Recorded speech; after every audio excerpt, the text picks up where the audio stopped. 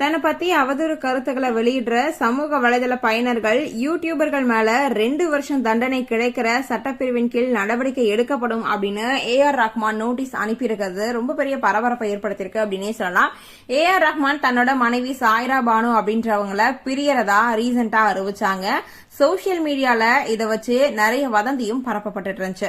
இந்த ஒரு பிரிவு பத்தி பலரும் அவதூறான கருத்துக்களையும் சொல்லிட்டு இருக்க இந்த ஒரு நிலையில தான் இந்த பிரிவுக்கான கற்பனை காரணத்தை கூறி பல கட்டுரைகளும் வீடியோவும் பகிரப்பட்டு இருக்கு. இந்த சூழல்ல ஏஆர் ரஹ்மான் இப்போ அவதூறு கருத்துக்களை வெளியிடுறவங்களுக்கு நோட்டீஸ் அனுப்பி அதை உடனடியா நீக்கணும் அப்படின்னு வலியுறுத்தி இருக்காரு. அந்த நோட்டீஸ்ல சோசியல் மீடியா அண்ட் யூடியூப்ல உண்மைக்கு புறம்பான தகவலோட பதிவுகள் வெளியிடப்பட்டிருக்கிறதா கூறப்பட்டிருக்கு. அது மட்டும் இல்லாம இந்த மாதிரியான அவதூறு வீடியோக்கள் கட்டுரைகளை உடனடியா நீக்கணும், இல்ல அப்படின்னா 2 வருஷம் வரை சிறை தண்டனை விதிக்கக்கூடிய சட்ட பிரிவுகளின் கீழே வழக்கு தாக்கல் செய்யப்படும் அப்படின்னு எச்சரிக்கை விடுத்திருக்காரு. இப்போ இவர் போட்ட இந்த ஒரு பேஜ்ல தான் ரொம்பவே வைரல் ஆயிட்டு இருக்கு அப்படின்னு சொல்லலாம். கிட்டத்தட்ட 3 பக்கம் இந்த ஒரு அறிக்கையை விட்டிருக்காரு. இதுதான் இப்ப ரொம்பவே வைரல் ஆயிட்டு இருக்கு அப்படின்னே சொல்லலாம்.